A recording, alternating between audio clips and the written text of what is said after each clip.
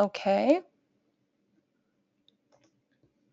So the Elite training series will be held every other week. Today's session is on the steel composite bridge, and the next one, the following today's one, will be on the 30th, and the topic will be on the frame culvert bridges.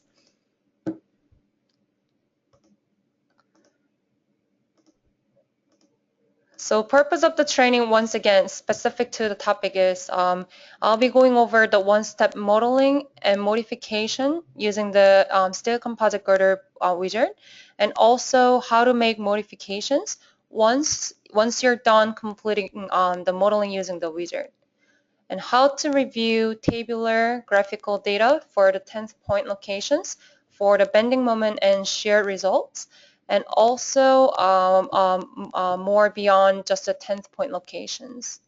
How to define input parameters for design and load rating, and how to extract analysis, design, and load rating output, and how to generate those outputs in the automatic Excel and Microsoft Word format. The program version that I'll be using is 2015 version 2.2. For myself, the build date is June 12th. It's updated with the latest patch. You shouldn't have any problem doing the same procedure that I do if you have Civil 2015 version 2.1. However, if you have version 2015 v 1.1 or 1.3 or earlier versions such as 2014 or so, you might not be able to see the features that I'll be covering today.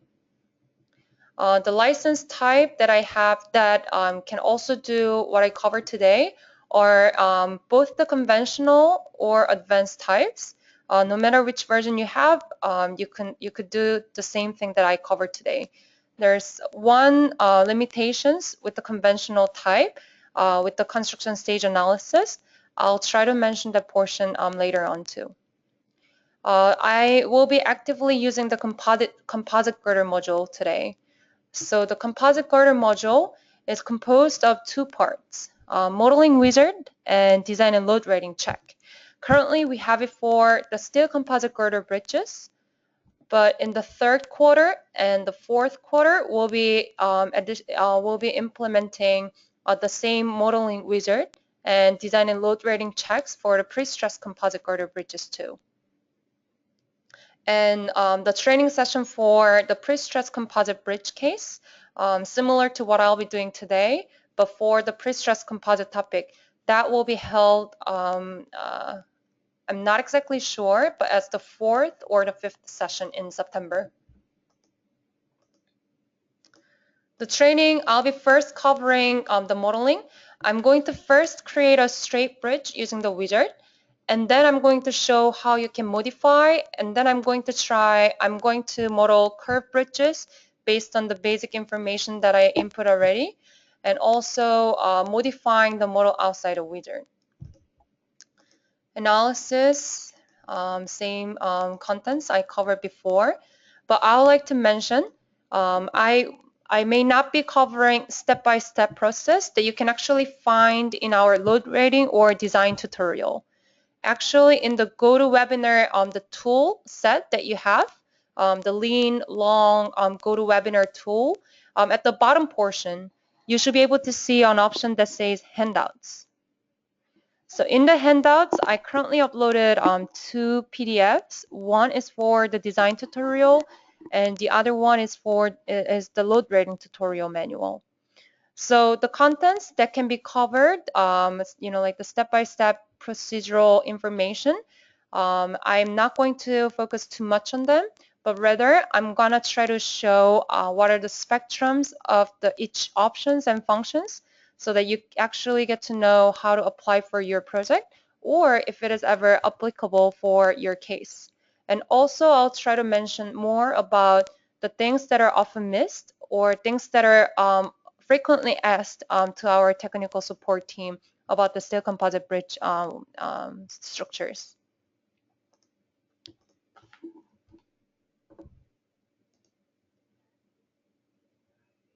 Now I'm going to open a program.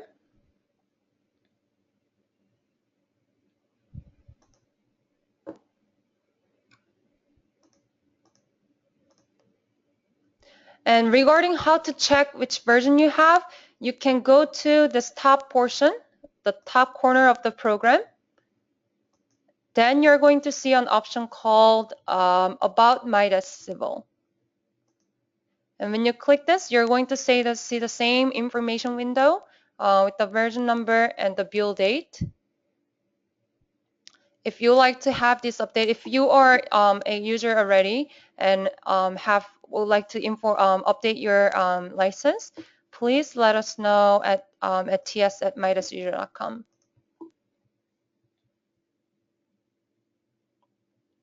Okay, starting from scratch.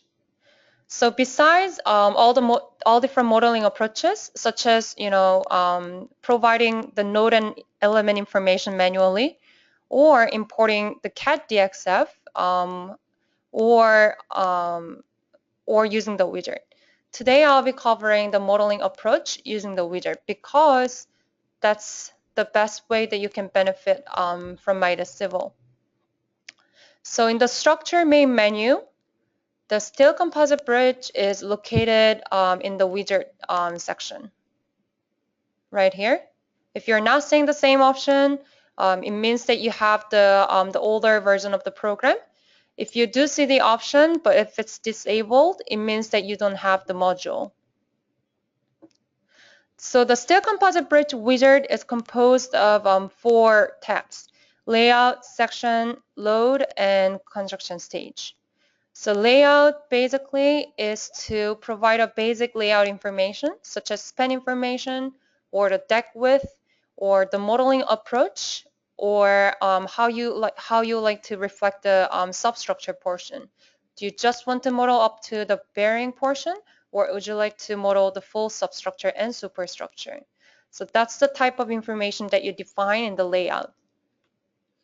In the section, you define further details about bracings and girder. What are the types of bracings you have?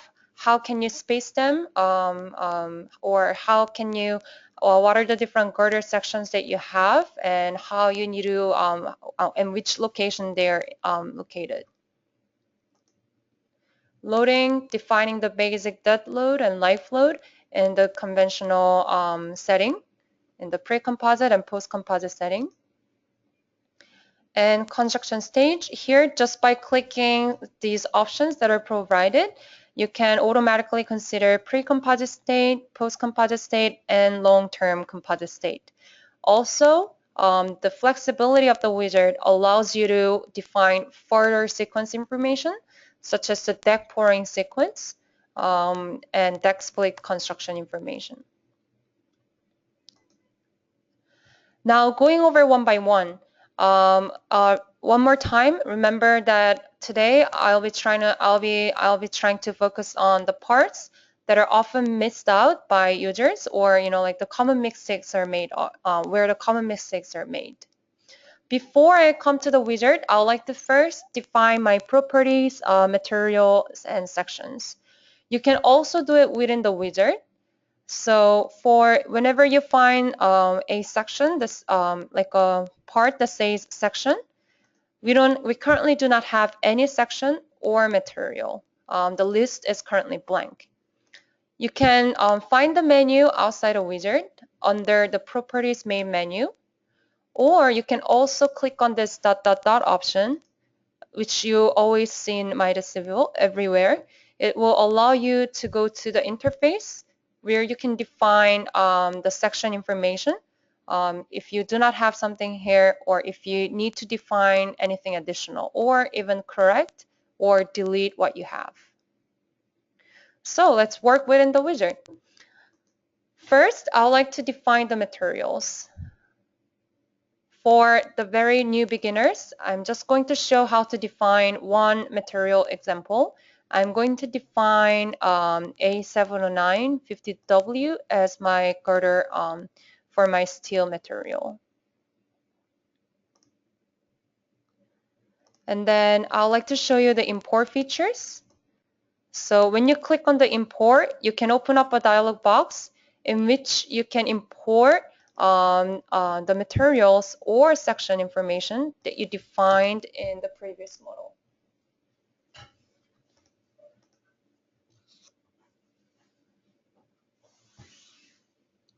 So in the previous model that I worked on before, I had a steel, concrete, and composite girder material. I'm just going to import them. And this is the part that a lot of common mistakes are made. So I imported not about the importing itself, but about this material type, SRC. So when you go to the type of design, you're going to see 4 different type of materials: steel, concrete, SRC, and user-defined. So steel, as it says, it's the regular steel. When you select this, you're going to see just the steel portion activated. If you select the concrete, no problem, it's one way too, you only see the concrete windows activated. Now, SRC, steel reinforced concrete. The terminologies may sound a little confusing, but just think of it as a material type in which you can combine the steel and concrete material. And the reason why I highlight on this is because this is the material type you need for the composite girder sections. Just remember, for if you are modeling, if you are using the composite type of section, aka grillage analysis approach, this SRC type of material, steel and concrete information together, this is the type of material that you need for the girder members. Just keep that in your mind. I'll come back to this when we go to the section. But in addition to the regular steel and concrete materials, I defined one additional that combines this steel A70950W and concrete C4500. They are combined into this composite girder material. And how I did it, I selected SRC type, so I can define both the steel and concrete material at the same time. Okay, keeping that in your mind. Now I'm also going to import the sections. How to define them one by one? You can easily find the information in our steel composite girder tutorials. I have some of them over here too in the in the GoToWebinar tool, the handout portion. If you're not seeing it, we'll also be mass mailing all the attendees today with all the manuals and model files used today.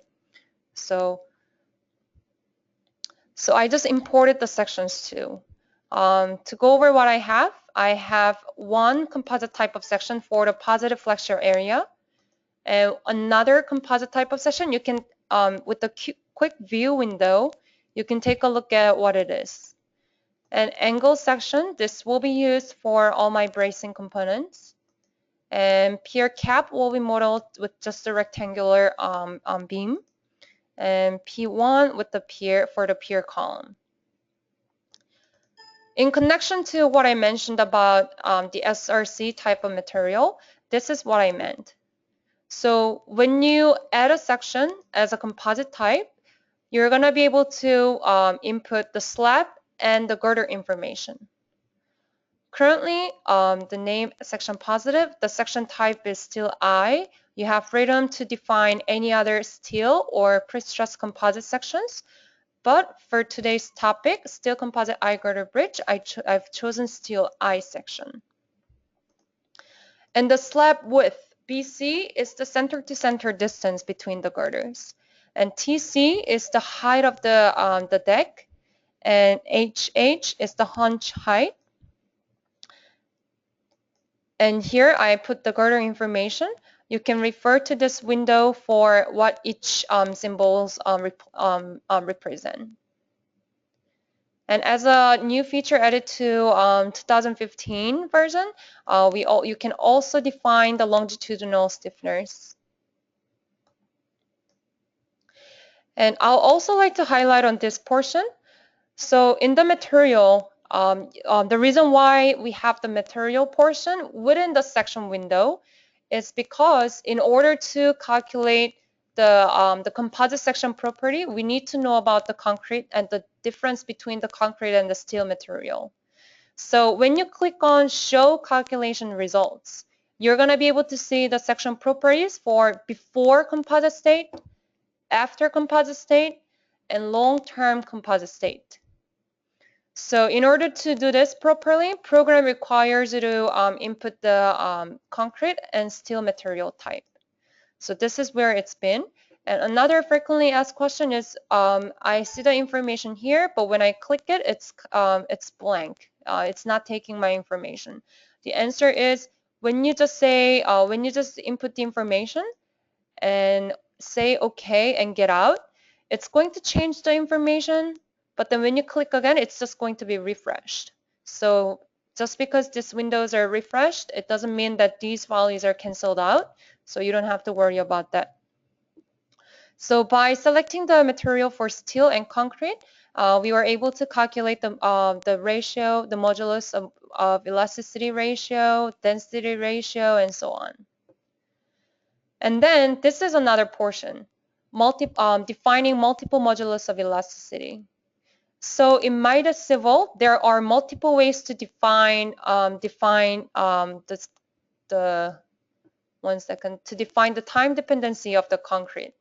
Let me open up one of the manuals that I also dropped in the handout section of the GoToWebinar tool panel.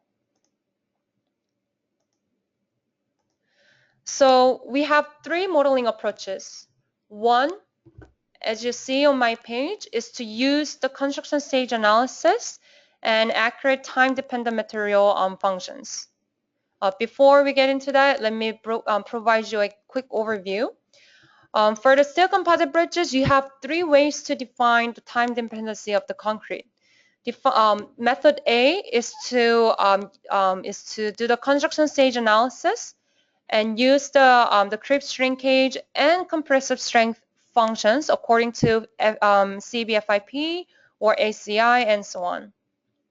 The second way to do is to use the construction stage analysis and long-term modular ratio of 3n, which I was about to show you in the program window. And the third way is to simply define the composite action without the sequence analysis. And going over one by one, the method A, this is where you can get to each function that are needed for this type of setting.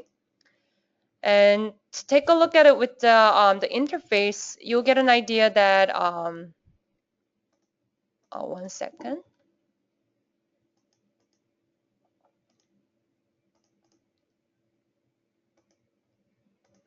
Yes, basically defining the time-dependent functions for creep shrinkage and compressive strength. The second method, this is what the wizard, this is the approach the wizard takes, and also I'll be taking and using for today's training. This is the most convenient, simplest way to handle the steel composite bridges. And also from the simplest like a one-span composite structure to long-span, multi-span structures. This methodology can handle any type of complexity or simplicity without any issue. And it will be the easiest for you to define as well. And also the approach the wizard takes. So for this one, the program will be defining sequences, stage 1, 2, 3, 4, 5, or so on. And then the program will be using the long-term modular ratio of 3n in order to reflect the time dependency of the concrete.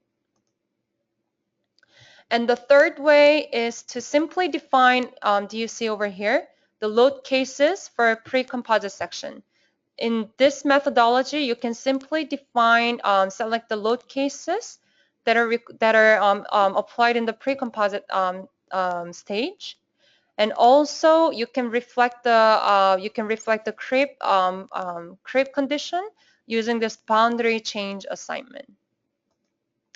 Please refer to design tutorial PDF that I uploaded in the handout portion for any further information. But coming back to the program, so following the methodology B, I would like to use the construction stage analysis and the 3 modular ratio for reflecting the long-term property of the concrete. So based on my n value, I have my 3n. And then I'm going to say, okay, oh, another thing, I forgot to mention this portion. So you have, this is also an additional feature implemented in 2015, V 2.1, 2.2. So this is to consider the warping effect. It's the seventh degree of freedom. You can benefit from this feature if you're working on any curved or skewed structure. If the warping on the web is one of your major concern, and if you will still like to take the grillage analysis approach, which cannot really consider the warping effect on the girder, you can still take the grillage analysis approach, model your girder and concrete with the beam element, but still reflect the warping effect on the girder by selecting this option. So this will be a very useful feature if you're working on a little more complex type of steel composite bridge. But if plate or solid analysis approach is too complicated and time inefficient for you. I'll cover more about the modeling analysis approach in the wizard. So we have our sections ready. This material and section information and the entire model, I'll be sharing that after the session to all the attendees today. I'm going to open a simple example since we don't want to spend too much time just seeing the inputs. Again, I'm going to try to focus more on the mistakes that are commonly made, or I'll also try to show more of the available capabilities, like the spectrum of the features that we are going over. So this example is a two straight span structure, two span straight. And after making a model with this example, I'll be coming back to the wizard to show how you can work with a curved structure or super elevated structure and other variables. So in the modeling type here, this is what I meant by if you want to do grillage analysis approach for a complex type of steel composite bridge, you can benefit from considering the warping. So this is also connected to that. So in Midas Civil Wizard, you can actually take multiple modeling approaches. If you do all frame, it's going to model your structure in the grillage analysis setting. All plate literally will be modeling your deck and girders using plate elements. And the third option is going to model just the deck as plate and girder as frame. And fourth option, the deck and web will be modeled using plate elements and flanges using the beam element. So depending on the cases you have, you need to choose proper modeling type. And also for the design, I'd like to mention here, all frame approach is available for design. For the plate, for the modeling approaches that involve plate elements are not compatible for design check. It's because when plate or solid elements are involved, the informations are not in the regular format that the program needs to perform the design check. But the benefit here is you can actually you can actually produce two identical structure with completely different modeling analysis approach. So you can actually do further comparison really easily just by using the wizard. I'll also try to show that part in the later too. And also, a lot of the questions we get is, how do you know which modeling type is proper? So the answer, we have case studies from one of our longtime user, Daniel Baxter from Michael Baker International. He's actually done a case study regarding which modeling type is suitable or which modeling type produced him the closest result to the field data. I'll also try to share that information together with the materials that I covered today. And also another way to find it out is, as I said before, by creating two different model for the same structure with different modeling approach using this wizard. So for example, if you were to create all frame, you can just select all frame. Give me 1 second.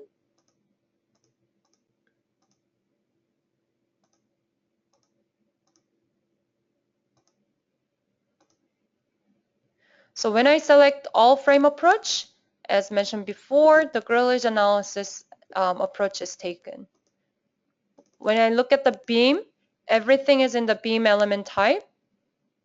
No plate element here.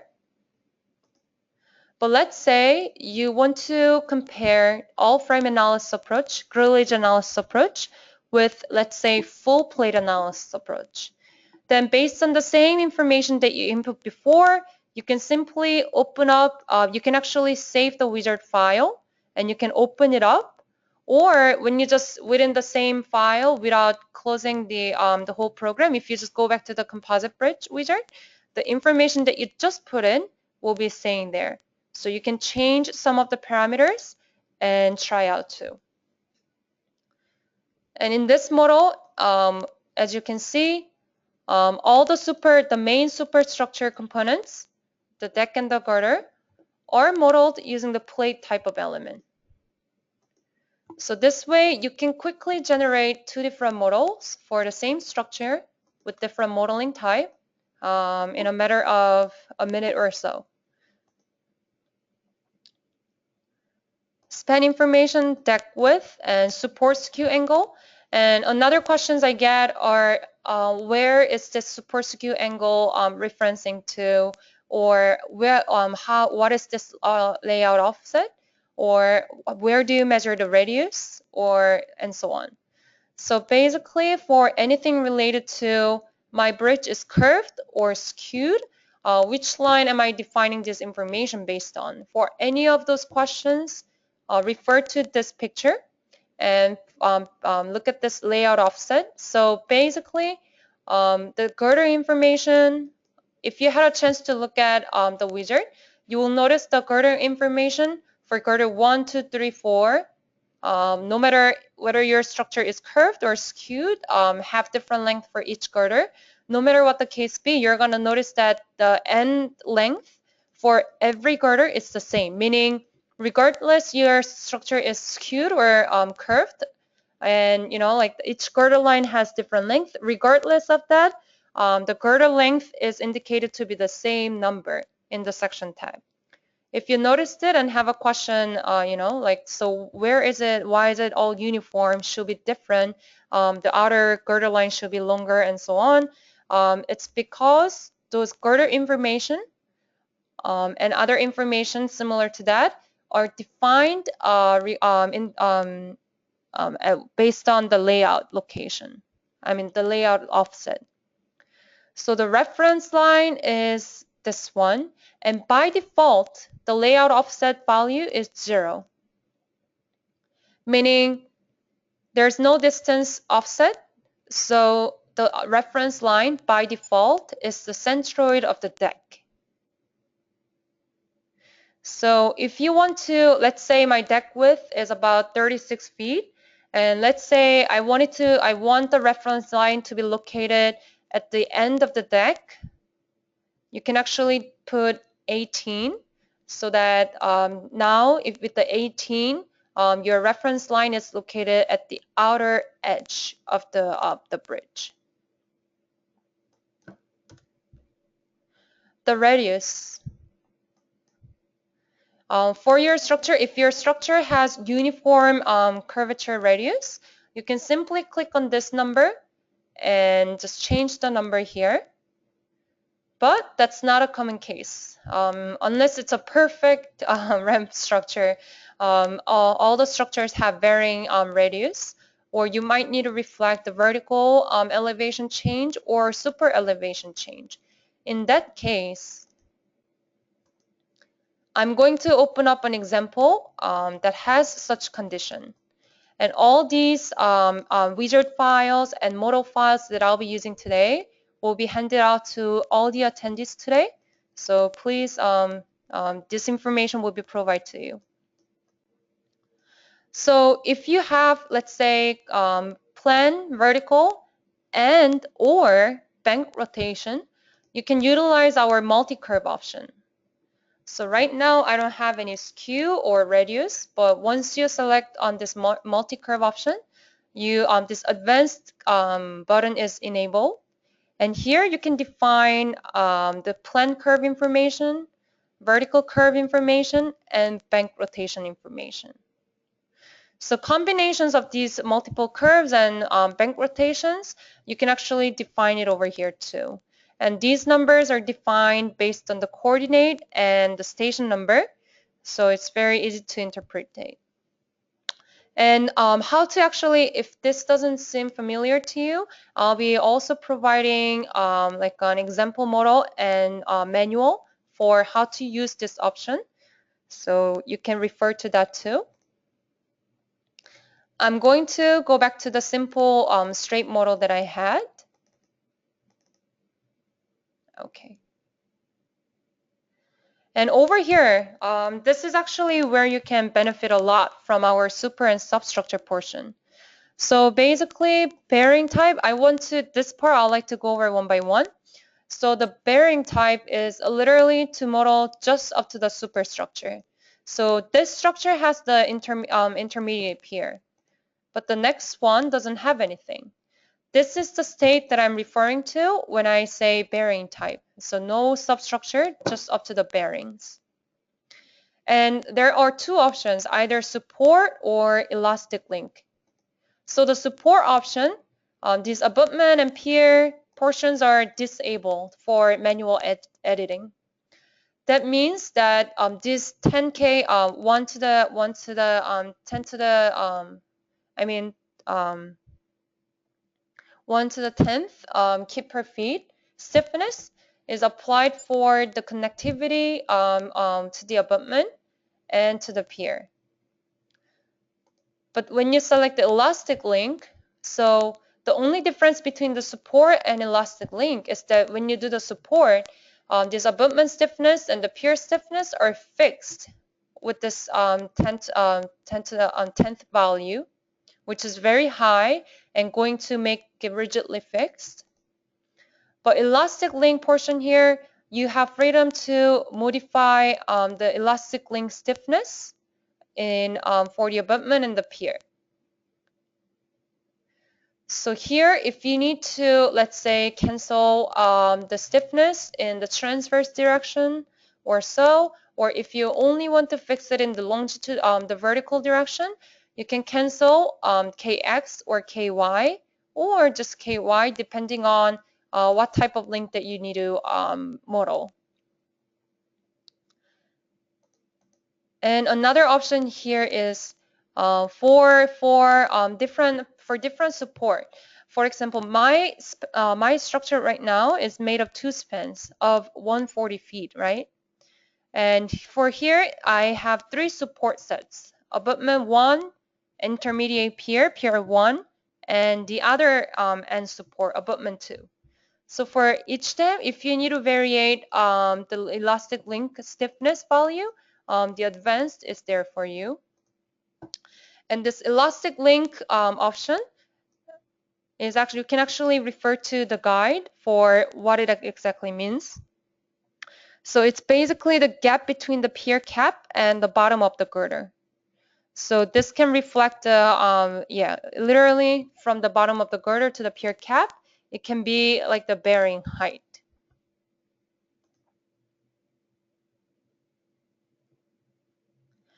And for the width substructure, and for the support, another thing to mention. So if you need to fix the transverse direction, if you want to choose which support set you want to fix the transverse fixity, you can actually choose the two. And for the direction of the support, do you want it to be tangential to the curve, or do you want it to be radial, not following the curvature? You have an option. And when you use the tangential option, it's the support X, Y, Z locations, the node local axis will be rotated. There will be node local axis property applied to the support so that the XYZ is not the global local node axis, but it's going to be the local node axis. So when you review the reactions and so on, this option can also affect your result. And tangential is most 90% of the time the setting that you want. following the direction along the girder lines. And with substructure, portion is relatively simpler. Elastic link is the same as I explained before. And for the pier portion, we can actually model the full intermediate pier and pier cap. So that's what this part is for. And here, if you want to model, let's say, if you want to model multiple columns, just like this picture, you can actually provide spacing number, and also you can differentiate the pier height for each stem. And for the pier, at the bottom of the pier, most times myself and also our user engineers, we mostly use the fixed support. Just use the pier support, make it fixed type, you know, like the simple support support component that we use, right? But in case you need to reflect the spring, the soil spring, you can actually choose the spring support option, and you can provide the horizontal, vertical stiffness value in the keeper, the length per and force per length unit.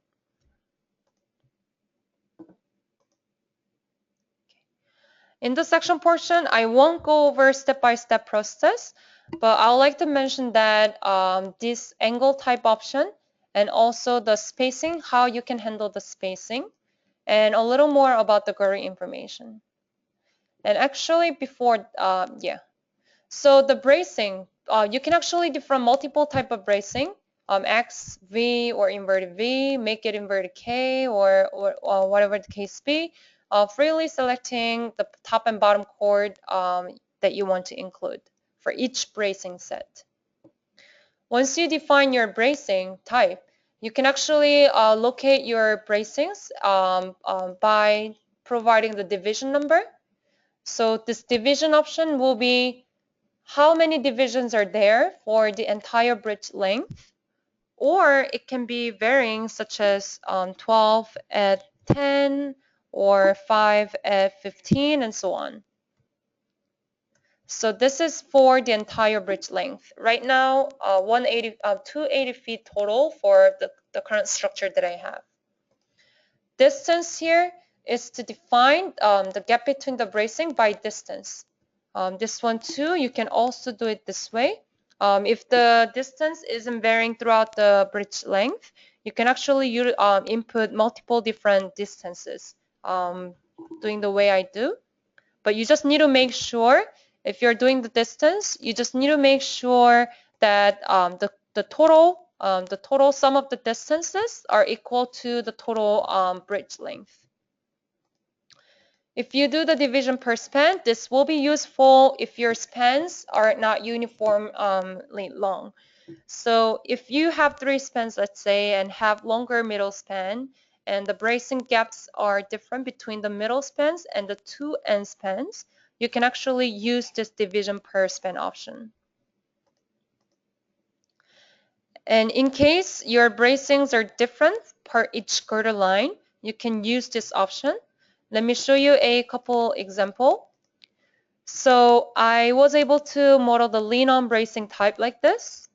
So I defined 2 types of bracing, one without the brace portions. And then I also defined on this full X-brace braces. And I located, they are spaced at different gap. So if your bridge is skewed and your structures, you know, like the bracings are actually starting at different part along the girder, you can actually utilize this option to apply the different bracing per girder. And also any alternative bracings, you can also reflect that. I did this one using the distance option.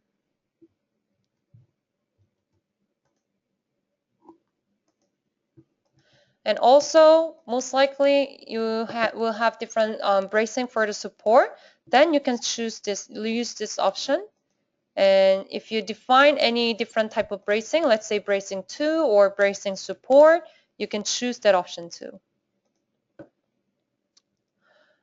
For the girder information, this is also the part that a lot of people get confused. One of the reasons is because when the structure is curved or skewed, pay attention to this end in feet. 140, right? So total bridge length is 280. And right now, I choose to apply the girder information symmetrically. And so it's only showing me up to 140, the half of 280. And here, notice 140. In girder 2, it's also 140. Girder 3, it's also 140. Girder 4 is also 140. And let me quickly apply some support skew angle. Let's say 30 degree, right? But the end is also the same, 140. So the total length of each girder line will never change.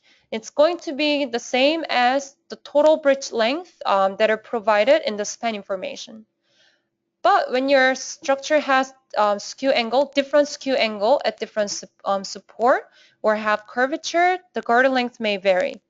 It wouldn't matter because in the wizard setting, you're going to, for each girder line, you're going to define the girder section location about the reference line. So remember, currently our reference line is with the 0 offset located at the centroid of the deck.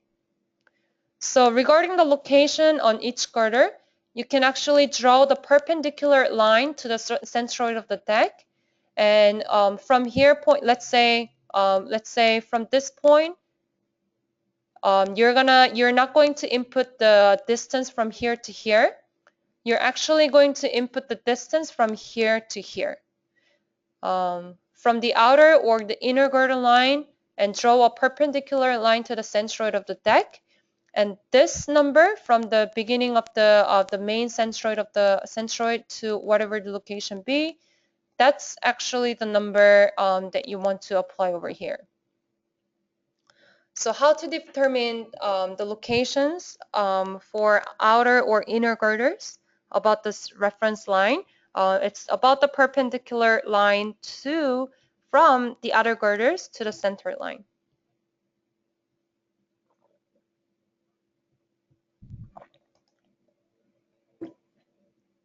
And about the setting itself, if the wizard is confusing or if you need to know more in the graphical format, please feel free to utilize our guide option here. Okay. And also, this is another major portion that I like to highlight on. So basically, this option is really valuable, 5 stars for this one. So usual FVA program. So unless you divide your like a span into 10 numbers, or unless you actually purposely locate your node at the 10th point locations, it's really difficult to manage the 10th point location for in FVA program. And it's even more so if you are working on a little more complex types. But with this option, you can actually have the program do that process automatically for you. And this is the part where you can benefit a lot in reviewing the result and design and load rating result. So I'll be going over the result about the 10th points. And not to give you any wrong idea, if this doesn't really limit you for reviewing any other points, such as like the contra flexure point, that's not exactly the 10th point. Yeah, there's no limitation. It's just that in addition to reviewing the result at any location, you also have an option to review the result at the 10th point locations. And also the locations of the splice girder can be mentioned over here. Not going to do it for now. Actually, for the pre-stressed composite bridge wizard that will be released next month, yes, splice girder modeling and design are one of the most frequently asked questions. Yes, it will be there too. If you have a stringer, select the stringer option by default and select the section, the I sections. And by default, the stringers will be located between at the center between the girders by default. So you don't have an option here. If you want to modify the location of the stringer, you will need to do it outside of wizard.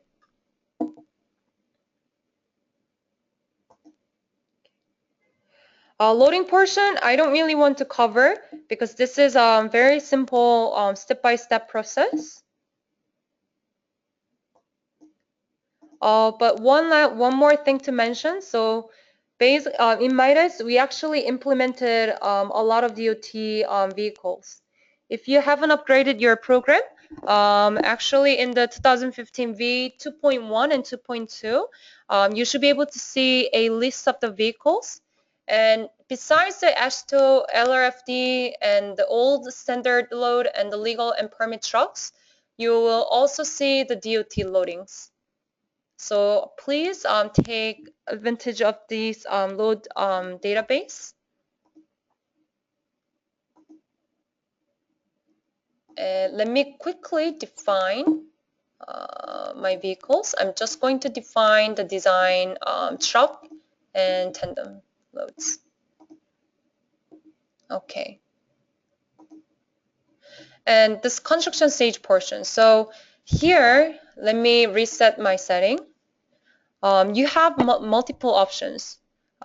Think about it in a simple way. When you click on the construction stage option, refer to the table that changes as you click on each different feature. So when you click on the construction stage, it is going to consider stages with different things happening in each stage. So by default, this is actually the fixed template. You don't have freedom to modify this. You only have an option to change the duration of each step.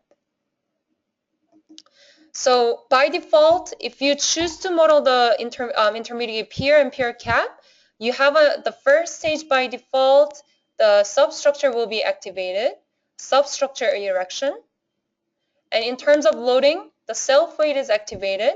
So once the self-weight is activated, it's going to stay there.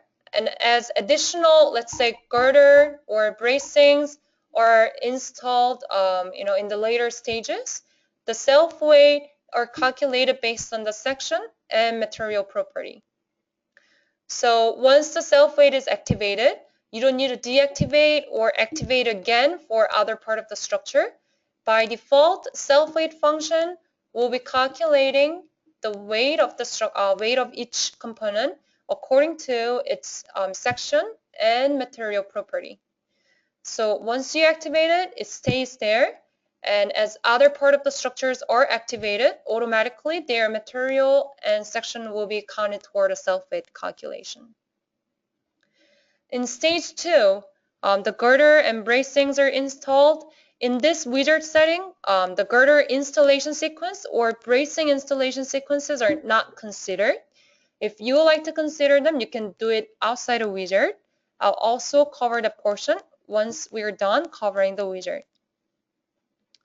And the stage 3, in the first stage, if you do not want to consider the deck pouring sequence, it's going to pour the deck to the entire in the entire deck cover. But if you want to, so in the 3.1, just the loadings are applied.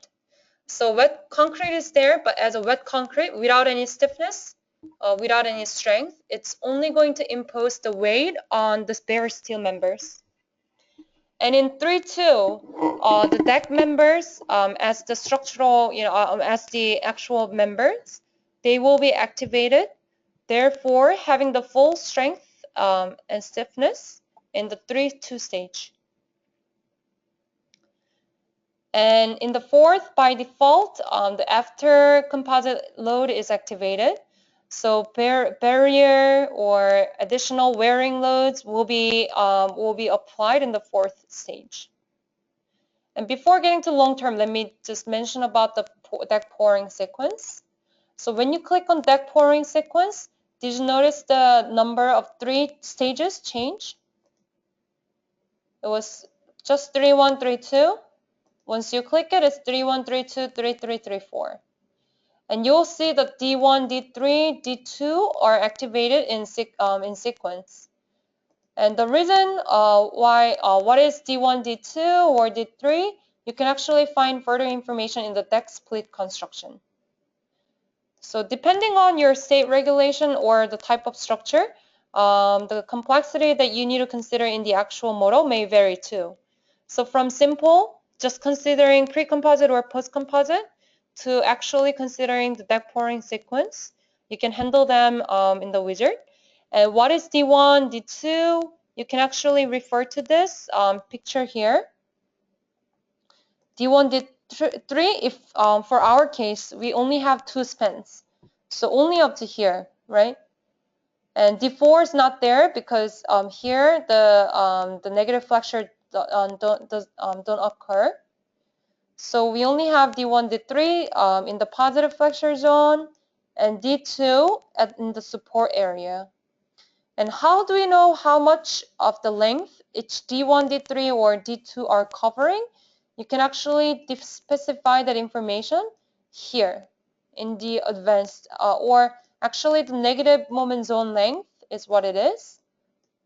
So it's currently 35, right? It means 35 from the support to the end of D2, and also another 35 to the other end of D2. So total 70 feet. But if you want to, if this is too big or if it's not symmetric about the support, you can actually manage them over here. Okay. And this is also the important part. So right now, the modeling approach that I have taken is to use the steel composite stage and the 3M modular ratio, right? Notice when I click on this button is enabled, and then I can click on this, and it's giving me 2 options, creep 1 and creep 2. What are creep 1 and creep 2? Let me cover that portion in a second. But basically, in order to consider the 3M modular ratio, you will need to check on this option, go into this long-term boundary group, check on creep 1, creep 2, and say OK. So that way, the 3M modular ratio is considered in the 5th stage. And what were the creep 1 and creep 2? I'll be mentioning that in briefly, in shortly. And reinforcement, if you want to define the reinforcement information, you can also do it outside of wizard too. You just have an additional you can actually do it here, or you can do it outside of wizard, or you can do it right before the design check too. You can refer to the design tutorial for more about the reinforcement. And then let me just save it as. I'll also like to show you how to utilize the save and open option here. Let me save it with our date today, July 15th, 2015, LA training session 1.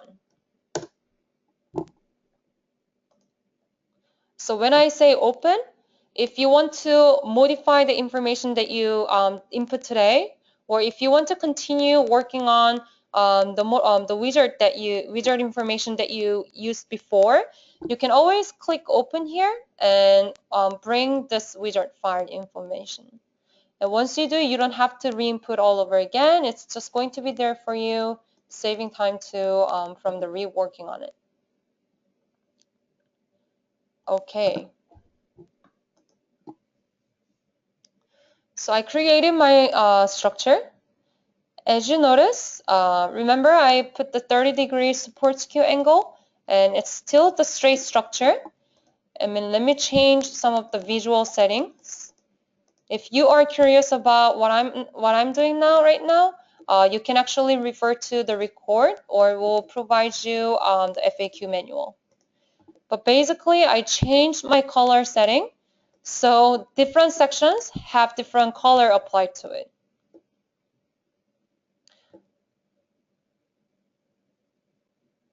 Right? Okay. And remember the creep, the long-term property. So basically, when you remember this portion, click using this option, multiple modulus of elasticity.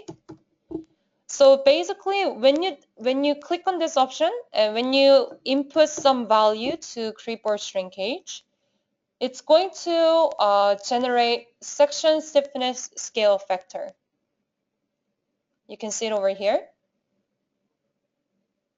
So the section stiffness scale factor information is created for the first section positive. Notice the names are the same, section positive, and section negative, section negative. And the reason why the group name is creep 1 and creep 2 is because the modular ratio is input for the creep property. And when let me show you what they are exactly. So when you go to section positive and about the stiffness, you can actually see the ratio. And this ratio, you will notice when you click on it, it's applied for the after composite section. And also, you're going to see different ratio applied for the area or moment of inertia and so on. So this is to basically scale down, reflecting the increased modular ratio so that the decreased concrete strength is reflected with the section scale factor function. And it's applied for the concrete portion too with this option after. So that's what the creep 1 and creep 2 are about, and that's how Midas considers the 3M modular ratio.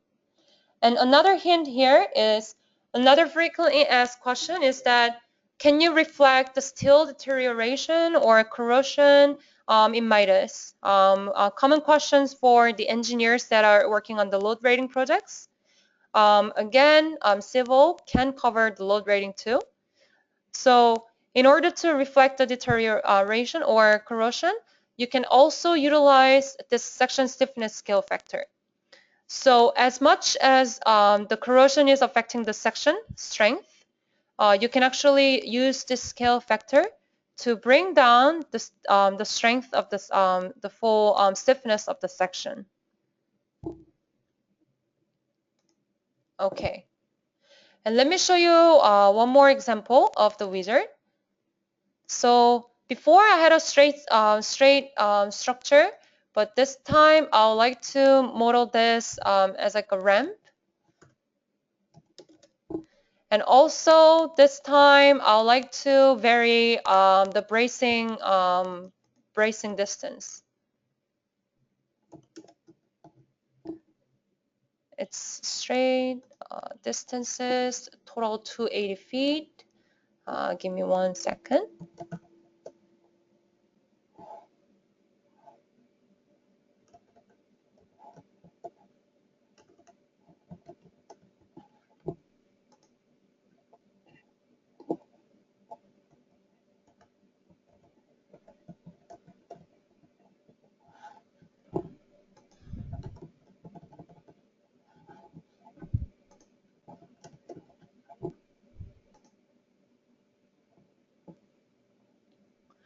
So at this time, I provided the curvature radius information, and also I differentiated the girder, the bracing here. Let me turn off my 3D view and also go to the top view. And here I'm going to select the truss so that you can actually see the truss highlighted. Give me 1 second, change the color setting so it's easier to notice. So notice how the bracings are starting at different location, and it's varying between the girder lines. The starting point of the bracing is different and all that. So this type of setting can be reflected, and also the curvature and the straight and skewness. And also here, let me show you how you can change. Let's say one of the common misconception is that civil is only for the existing structure projects. I call it misconception. It's because the way conventional design programs are working and the way Midas is working is a little different. So if you have preliminary design, so basically you're gonna need some preliminary information. But once you have it, you can quickly generate your model using the wizard and run the analysis, do a real quick design check, which I'll be showing shortly. But then always, there may be modifications, right? Rather minor, regardless it is minor modification or major modification, you can actually handle them all, either inside a wizard or outside a wizard. So let's say you were planning to model just the 4 girder composite bridge. Then you can say 4 number of girders and apply, but let's say the number of girder changed. You need to say 5 or anything else and change the information. So you can do it within the wizard too, as you just saw. Or you can also do it outside of wizard too. Let me redo the wizard work. And here, let me show you how you can change, let's say, section. Let's say you tried out particular sections and it didn't work. So you need to make it more conservative, let's say. So right now, I applied the color setting to be different for different girder and pier cap and so on. So you notice that this support area and non-support area, they have different color applied to the girder, right? It means that 2 different section properties are applied to the entire girder lines. And when I double click in the trim menu, I can tell what they are. But let's say here, I need an additional girder section. I need something between. I actually need something more conservative for the support area. Then you can actually simply right click in the section, or you can go to the properties, go to the section properties, and you can actually copy what you had already. And here you can modify the information. Let's say the thickness of the web needs to get larger. Let's say it's going up to 0.75, 0.75. And let's say also the bottom flange needs to get thicker.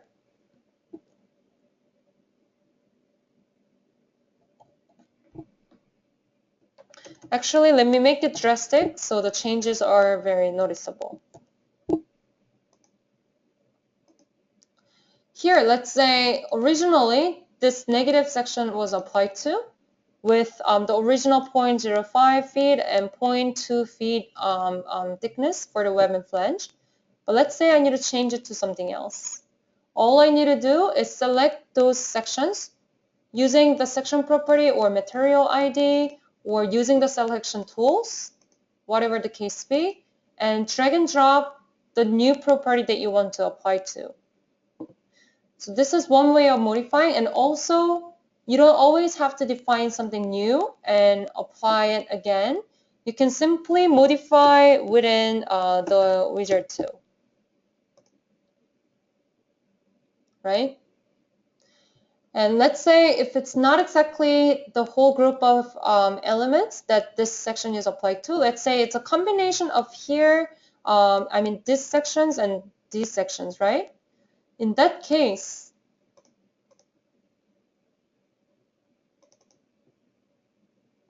I can actually activate them only. So using the section property, you can not only double click and select them, but you can also activate a part of it by right clicking here and choosing active, right? And let's say it's an irregular portion, like the transitional portion here.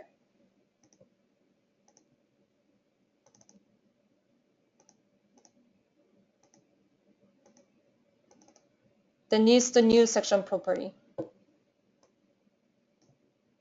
Same way. So now I have multiple sections. So if you're working on a preliminary design project, let's say you only start with like a one approximate girder section and concrete deck, you can actually always come back and easily modify and run design and do the design check. And based on the design check summary table, you'll be able to easily figure out like how to modify your girder or the concrete portions. Okay. I won't be covering too much about moving load analysis, but now let me move on to the post-processing portions. Actually, before we do, let's quickly review the stage settings. Stage 1, Stage 2, Stage 3.1, 3.2, and 4, and so on. Okay.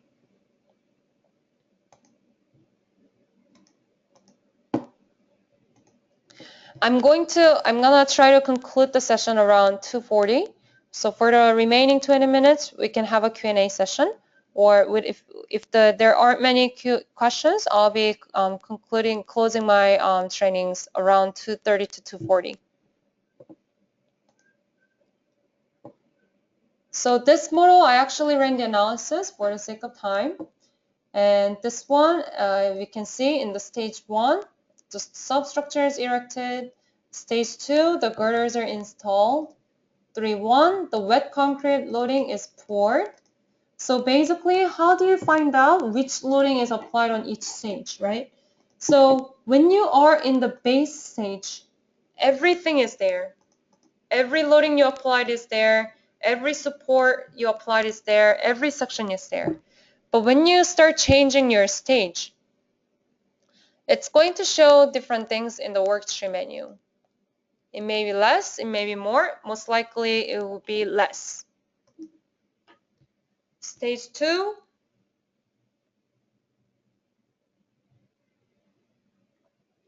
3.1, 3.2. Notice the changes in the picture, but also notice the changes in the stream menu. 1, 2, 3. So different component of the structures are activated in different stage. And it's actually following the template in the wizard. And here I actually forgot to mention, if you want to reflect girder installation sequence, you can actually right now I have girder group, and all the girder elements are included in the girder group. But if you want to sequence your girder installation, let's say you want to install the first the inner girders and then the exterior girders, then you can actually create girder 1 and girder 2 and activate them in different stage. More about the construction stage also we'll be covering more specifically in another type of section. So today I'm going to try focused on just reviewing, extracting the moment shear diagram and design and load rating result. Okay. So once you're done executing the wizard, in the group tab, you're going to notice a lot of things are listed. And these are all automatically created by the wizard. And the things that you need to notice are this 10th point girders, 10th point girder 1I, 10th point girder 1J, 10th point girder 2I, and 10th point girder 2J, 10th point girder 3I, and so on. So what they are exactly. So the 10th point locations are difficult to find in FVA program. You either have to consider that in the very beginning modeling approach, when you start the modeling. So you have to make sure node, let's say 1, 20, 30, 40, 50, 60, 70, 80, and 90, and 100 are located at the 10th point length, right? But if in case it's curved and skewed, no worries with the wizard, it will be doing that for you. And this 10th point girder 1I, for example, so what it means, why do we have the group ending with I and J, right? So basically this 1I means this is for the girder 1, this is for girder 2, this is for girder 3, this is for girder 4, right? But girder 1I means the I node of the elements included here, they are the ones located at the 10th point. So each element has I and J node, right? let me turn on my element direction.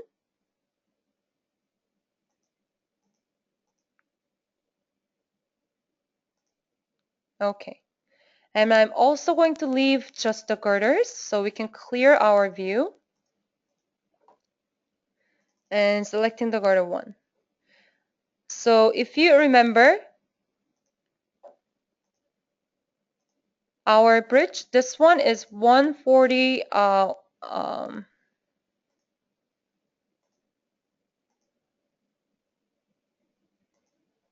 So remember, this structure had total 280 feet length and 140 feet bridge span each.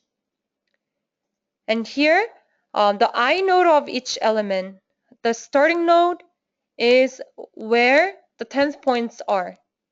So each group will be containing different group of elements.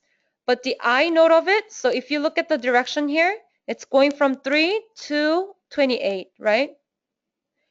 And the 3, the starting node is the I node, and 28, the end node is the J node. And for here too, 760 and 54 are the nodes for the second element. This is the I node and this is the J node. Give me 1 second. Let me increase my node number.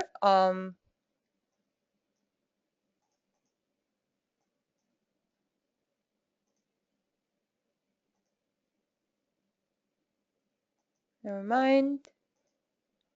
Oh, yeah. Give me 1 second.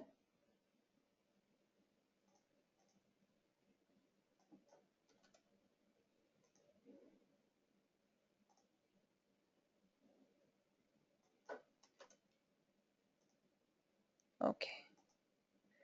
So do you notice the node numbers? 376, 761, and 762 are the locations of the 10th point. And how can I prove it? Open the query dialog box, and then let's click on 3. Notice the 3 is at 000, 761. It's at 14 feet away. The distance between the first one and the second one is 14. And 761 is at 14 again, from the 760 to 761. 762, again, it's at 14 feet away from the one that I clicked before. It's like this throughout all along. So this way you'll notice there are the 10th points. Okay. I'm going to turn off the local direction. Okay. And then here, when you review the result, we have 4 formats. One is the diagram, which are used most frequently. And the other one is the tabular result, also used most frequently. And the fourth is the text output. And the fifth is a combination of all of them. So now I'm going to show you each one by one. So in the diagram format, I believe this is something very common and familiar to all of our user attendees today. So I'm not going to stress much on this. But rather, this 10th point portion is something new. So let me go get to that portion. If you are relatively new to our program, or if you're not familiar with the basic diagram portions, please, you can reach me, myself, or our Microsoft. You can actually reach me at, or you can also reach me directly at angelakim@midasuser.com. But let me get to the 10th point portion. So basically, by clicking this, you can get to the tabular result. Or we have our main menu here, result tables, beam, and forces. It's going to be the same thing. It's just that the program has the default location for the tables, but you also have an option to get to the shortcut. And here, this is often disregarded, easily neglected portion of the program. but it's something that can really help you. Instead of spending a lot of time again in the Excel, you can make a lot of things very easy through this activation dialog box. So basically, the bottom point is that if you want to review just for, let's say, the bracings, you can easily filter that using the section type. Or you can also filter using the material type. Notice the number don't change because they are about the same bracing members. So this way, select the load case or combination and say OK, right? This isn't about the 10th point, this is the regular way. But basically, just now, I created the table for the bracings. But we are curious about the 10th points here. So 10th points locations can be found in the structure group. Structure group. And going down, you're going to see different groups to substructure, capping, meaning the pier cap, bracings, girder, and then the dummy beams, the transverse dummy beams, and then we have the 10th point girder groups showing up. And these, let me try 10th point girder 1i. And remember, it was the I node of the group of elements, right? So right now, by default, part I and part J are both selected, but I'm going to uncheck on part J because remember, this 10th point girder 1i, the 10th points are actually the I node of the group of elements that are selected. So when I select 10th point girder 1i, I only need to check on part I. And let's say I want to review about 10th point girder 1j. I need to uncheck part I and check on part j. And let me show you what they are like. So now I created the 10th point result for the first girder line. Let me close the message window and zoom into this table more. Let me count them down. 1, 2, 3, 4, 5, 6, 7, 8, 9, 10, 11, 12, 13, 14, 15, 16, 17, 18, 19, 20. So the 10th point locations. Let me graph it. Just the moment graphs. So if you want to do a quick graphing, or if you want to graph a lot of them, let's say all the moment all together, you can select them. I selected multiple columns using the control key. And you can click on show graph. You can label them if you want. Say OK. So very noticeable which one is the major bending moment, right? And which ones are the minor axis bendings, moments. But do you notice here that, yeah, so graphing like this. And one thing I would like to mention here, this is something that are commonly missed by a lot of users. Let me refresh my view a bit. Okay. So remember, 10th point girder 1i and 10th point girder 1j, right? But do you notice how the 10th points are not really covering to the very end? So 1i isn't covering this end, 1j isn't covering the other end. And the reason is because this group is about I node, right? By having this group about I node, there's no way to select the endpoint here. This isn't an I node of anything. So there's no way we can figure out, we can select, we can get the result according to this. What you have to do, what I do is, let's say I extract the result about one I group, right? Selecting part I, selecting 10th point girder 1i, replacing the number. Okay. So here. Let me copy them, paste it to Excel. Right? But then this one isn't including this end. So what I have to do is I have to bring the active records once again. Go to structure group. This time I'm going to select 1J, replace, but I'm not interested in anything before. I'm only interested in the last one. So leaving only the 503. So this is the last portion of the information that we need. And if you look at it, element 305 is located over here.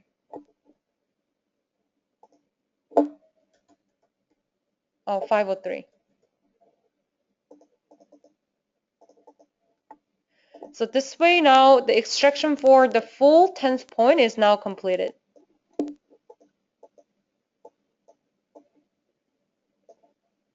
$21 points, right?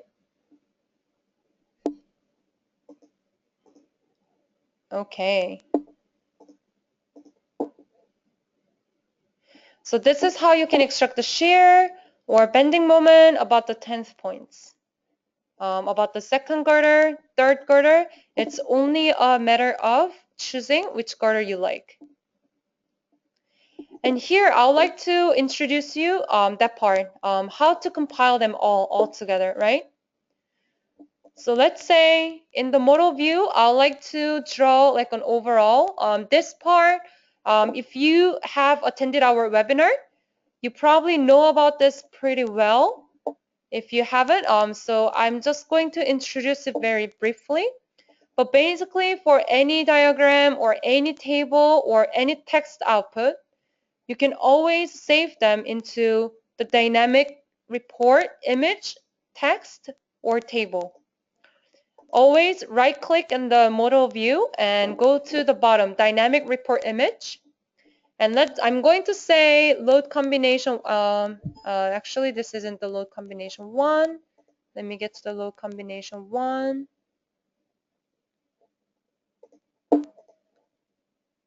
Going to save it as load combination 1, bending moment, and save it. And this time, I want to go to the 10th point locations.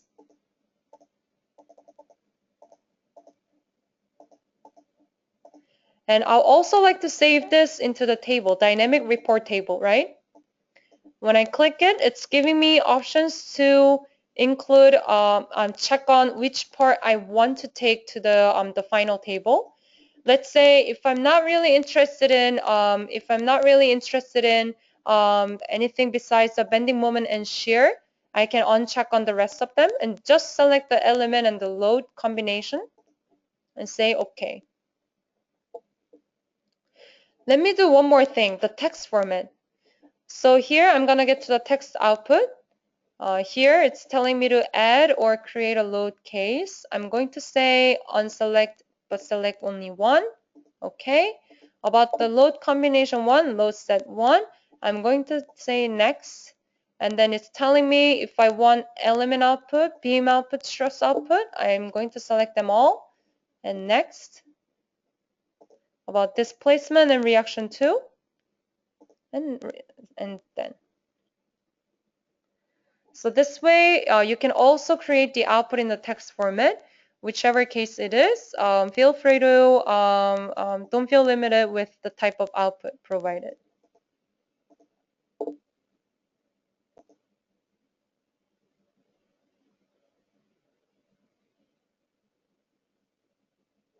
Okay. And about how to compile them, let's go to the Tools main menu. Here, I'd like to go to the dynamic report. You can either open an existing document or you can open something new. Let me actually open something I created before. Give me 1 second.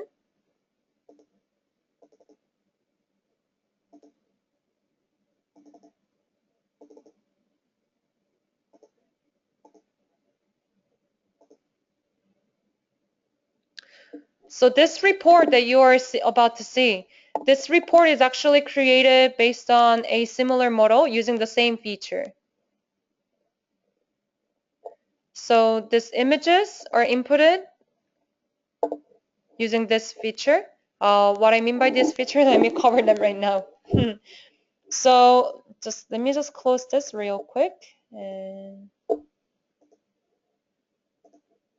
let me open a new one. So remember we saved the bending moment overview diagram and we also saved the 10th point table, right? So when you go to the report tab of the tree menu, you're gonna see four things: images, table, chart, and text. So basically chart, if you save anything like this,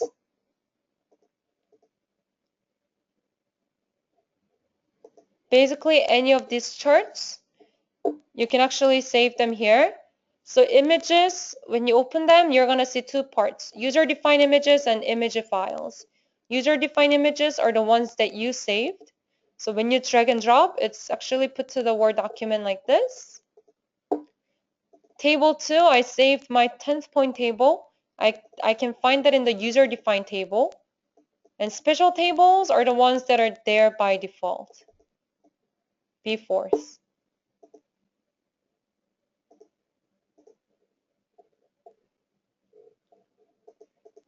And also special table, summary of the sections or the section, the reinforcement and so on. You can drag and drop. And there's no need to work on this again once you make any changes. So let's say so remember I just drag and drop the section positive section summary, right? But then let's say I want to change the information. Going back to the original modeling input, let's say I'm changing some of the inputs. Let's say I change this to 5, right? Or let me actually make some drastic changes. So the changes here can be very visible. Okay. Okay. I don't want to I don't want to delete my analysis result. But basically once you modify, you don't have to delete and drag and drop once again. All you need to do is just use this regeneration option. And you can actually check on the options, the data that you want to refresh and say regenerate.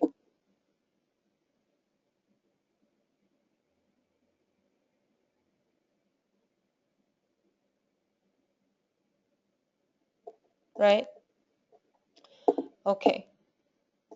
Not going to stay on that for too long. So basically that's how you can review about the 10th points. Now let me cover the design and load rating. So starting with the design, for the steel and reinforced concrete, design optimization is available. It's actually a very simple process for each them. If you would like to know more about the steel and RC design, they're very simple and can be followed through. There's only 2-3 steps that you need to go through. Please let us know. You can actually find the design tutorial in over here, the handout portion too. So what I mean by the handout is that when you look at the GoToWebinar tool, you're gonna see an option like this. And there I already put 2 manuals, design tutorial and load rating tutorial. So in the design tutorial, you can not only find the composite design, but you can also find the steel design for the bracings and RC design for the pier and column.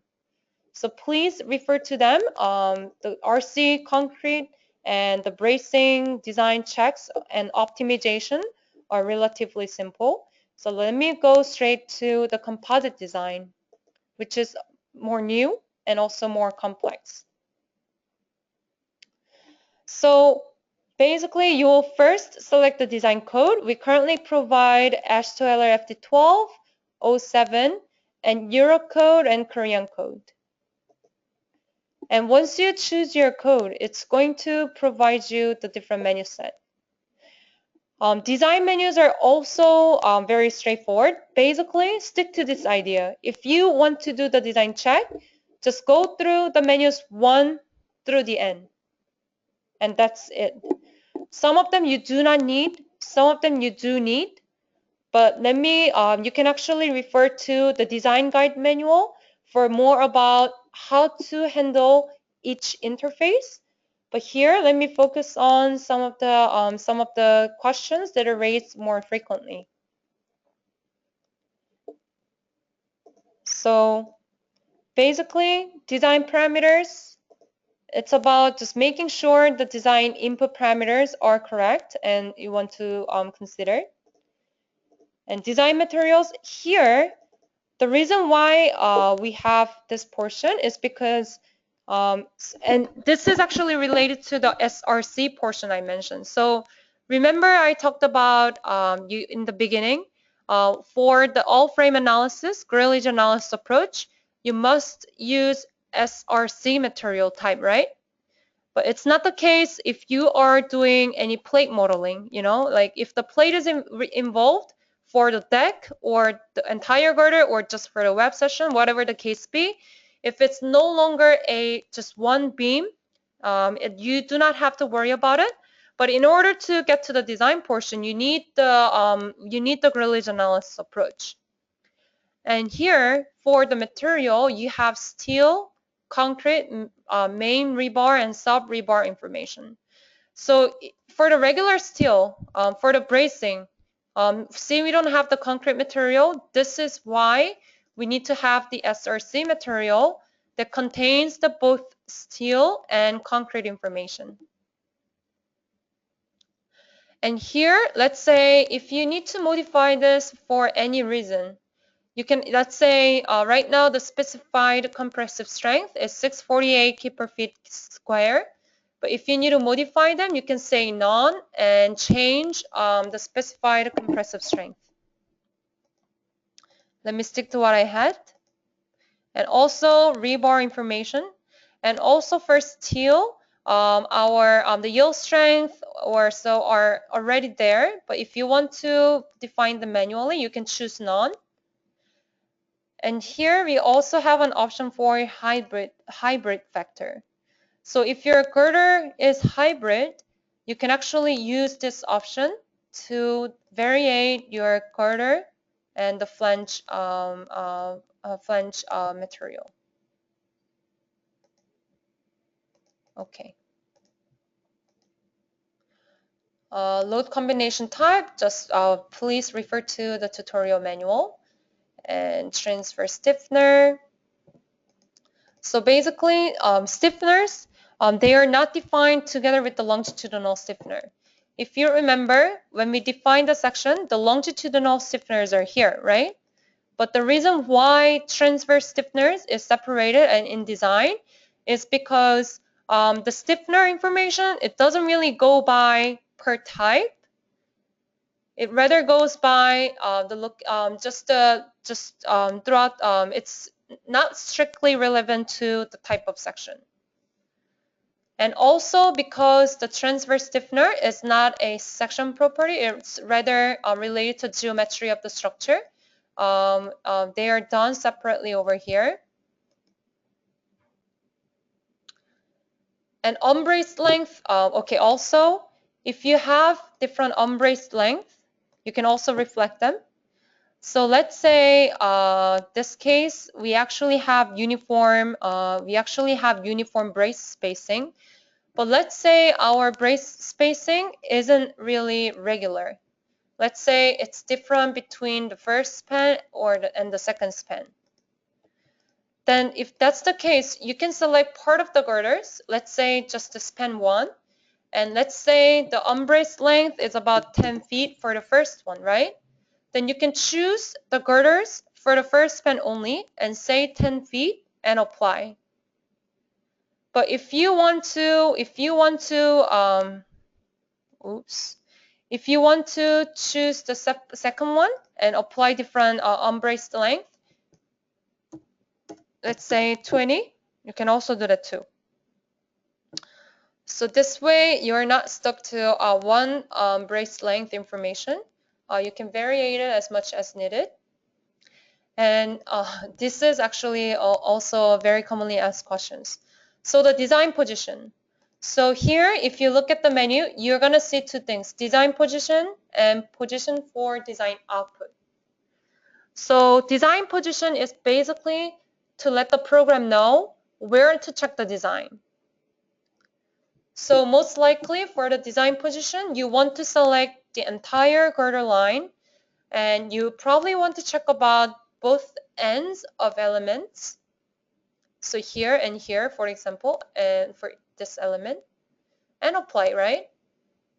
But also here, if you don't really want to check the design about every portion, let's say it's a huge project. Let's say you're done with the other parts. You are only about to examine a certain part of the structure, right? If that's the case, you don't really have to include everything for the design position. You can actually select a part of the structure and apply the design position. And here, don't get me wrong. Checking the design portion at a part of the model, it doesn't mean the rest parts are considered there. It doesn't mean the rest portions are not structurally there. It's everything is there. It's just a matter of checking the design at which location.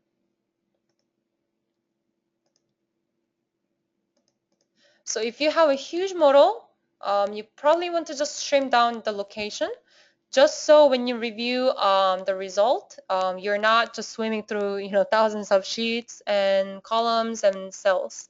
But if you're working on like a regular, let's say for any type of structure actually, including all design position will be, it's just fine. You can do that way. But the thing is about the design position for design output. So design position is simple. So the program will run the analysis very fast compared to any other program. And checking the design is actually even quicker because it's just an iterative like calculation process that's very easy to handle for the program, right? But the position for design output, do you notice the little tiny Excel mark right here? Position for design output, right? So this one means I'm not sure if you are aware of this, but you actually have three ways to review the result: table, diagram, and report. And when you review about the report, that's what we mean by position for design output, right? So Excel design report, let me show you a quick example so that you get an idea of what you're doing for the output position.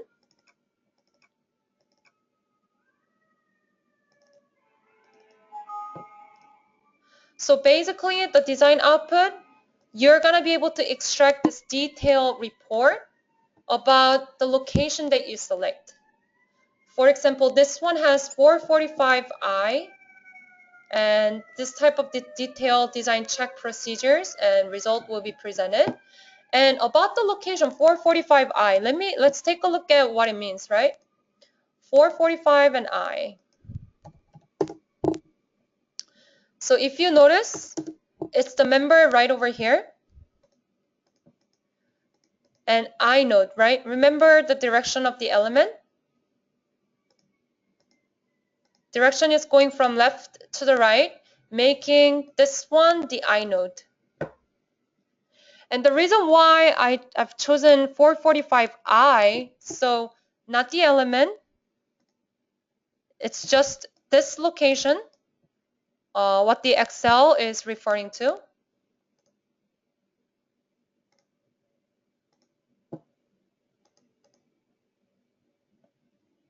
So this 445 isn't about the segment, it's about that location. And the reason why I selected that is because this is where the maximum positive moment occurs for the first strength limit state load combination. And how do you check it? There are multiple ways. So here for the design output, since this type of detailed report is created, you don't really want to overwhelm the program with thousands of data points, right? It takes about a minute or 2 minutes for creating each location data like this. So if you want to, don't select everything and select I and J and apply, because then we have about like hundreds of data points to create this Excel sheet about, and it's going to freeze your computer for a little while. So unless you want to sit your computer overnight and have the program do all the work while you're not actively using the program, please eliminate the data point to some manageable size. Let's say like 3 points. This report will take about 3 minutes for my computer. I have pretty good computer. And if you have about, let's say, if you can have it sit for like 30 minutes, it could probably manage about 20 data points. But it's very important to trim down what you review for too. I mean, it's great to extract the report, but then if you have the report for like hundreds of points, when are you gonna have time to review all of them, right? So now let me actually guide you through how to know which point to actually examine more thoroughly, and how to utilize our analysis result and design result feed functions to help you figure out where to focus on. So going to the result, you can actually identify that based on, let's say, bending moment diagram. So for the first load combination, I checked on the legend too so that I can see the summary of this bending diagram. Without this, I'll barely know what it means since it's just full of colors and members. So it's telling me the value for each color tab, and also the load combination and the maximum location and the minimum location. And if you want, remember, you can always save it into the dynamic report image and drag and drop in this report feature, remember? And here, it's telling me the 667 is where the maximum positive moment is occurring, right over here. And it's also telling me location 614 is where the minimum bending moment is occurring. So this way, you can actually find out where is the critical point based on the bending diagram.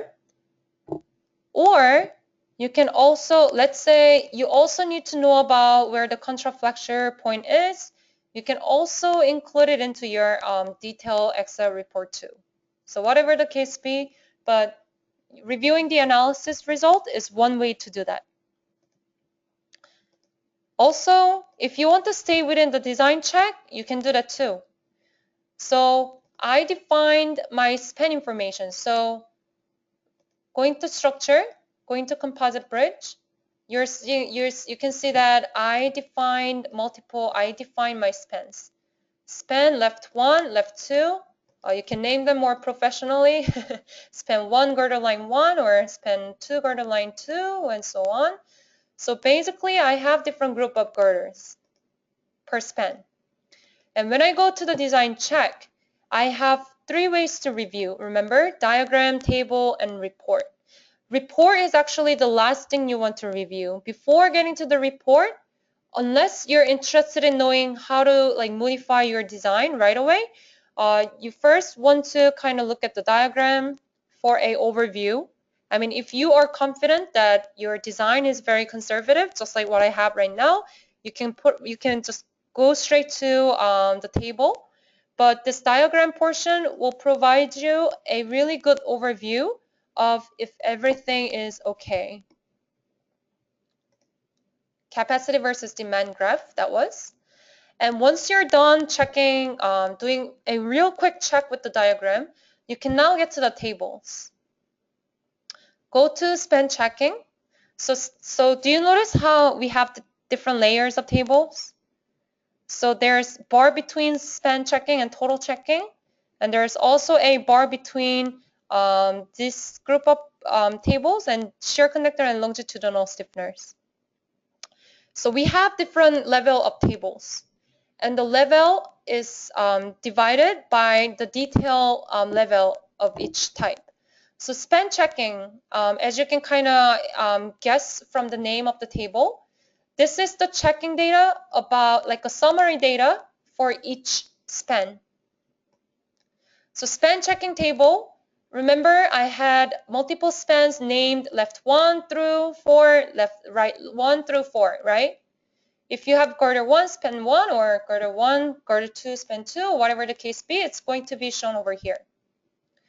The reason why we have positive flexure and negative flexure is because we are checking both for the positive flexure and negative flexure about each span, about the flexural resistance check. So going to the right, starting from the strength limit state, you can actually see a summary for each span about each limit state check.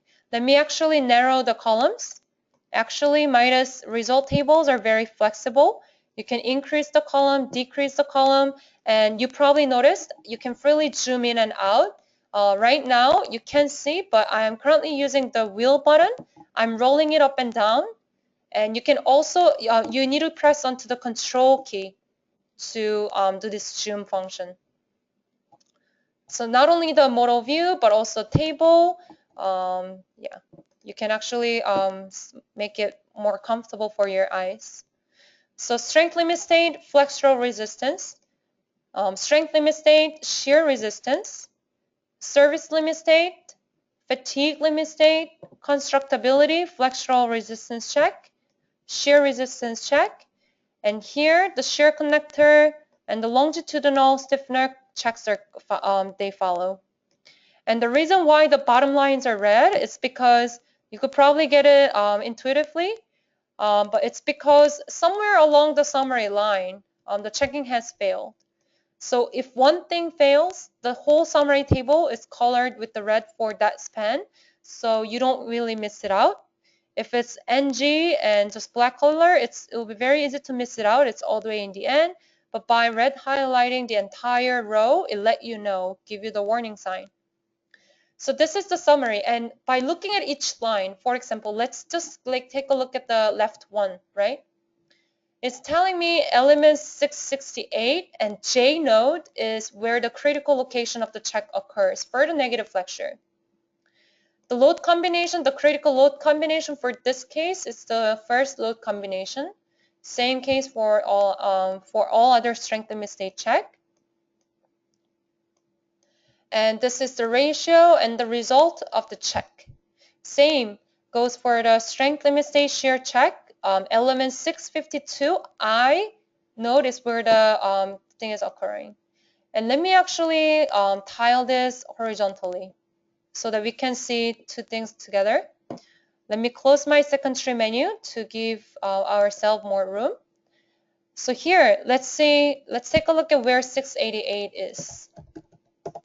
688, negative flexure, it sounds alright. It seems to be right around the support, right? The J end, okay, that's exactly where the support is located. And 667 for the positive flexure.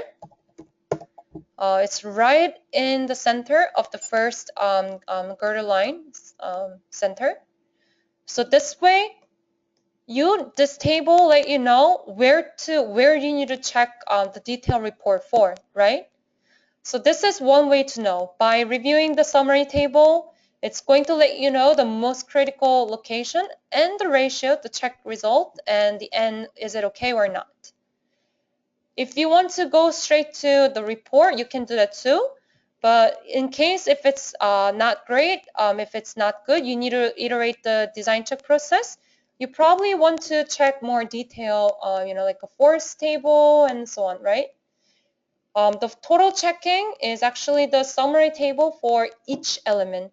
So the same columns, same shear limit, strength limit, flexure, shear, strength, service limit, and so on. Same columns, but about every location on the girder is the total checking. And the rest of them, strength limit state check, about flexural resistance, service limit state, fatigue, they are specific to each limit state. So if you look at it, this table no longer has the information about service limit state or constructability check. You're only seeing it for the strength limit state check. And you see the force results summaries.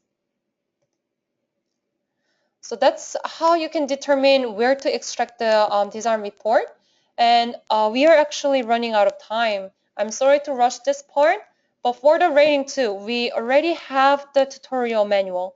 But I would like to go over this one part that we very often get questions. And so it's the load rating. Moving on to the load rating tab, you can also choose the code. Currently, we have LRFR11. It's actually indicating LRFR11. I'll make sure the terms are fixed for the next version. But basically, LRFR is available. If you need to do the LFD approach, no worries. We actually, it's not there by default, but you can actually do a workaround by flattening the load factors and so on. And we have a tutorial manual for the two. Very simple. It's just about one part of the rating. So you can also do the workaround for the LFD approach, for your information. And the part that a lot of people get confused, so between the design input and the load rating input, a lot of things are very similar, very identical. If you remember, if you didn't have chance to get familiar with the design portion, let me tell you, longitudinal reinforcement sounds really familiar. Transverse stiffener, also familiar. Unbraced length, also familiar. Fatigue parameters, curved bridge info, they are all something that we already had in the design portion. So once you did it for design, let's say if you are doing the load rating check after the design check, you don't have to worry about these inputs. Only if you haven't done design and just jumping to the rating, then this will be something new to you. But once you define in the rating portion or the design portion, they are going to stay there for both the design and the rating check. And some of the rating specific functions are such as rating parameters, rating group setting,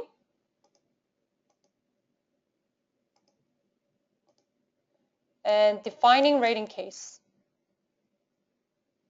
And it's actually, this is where the factor definitions come in very critical.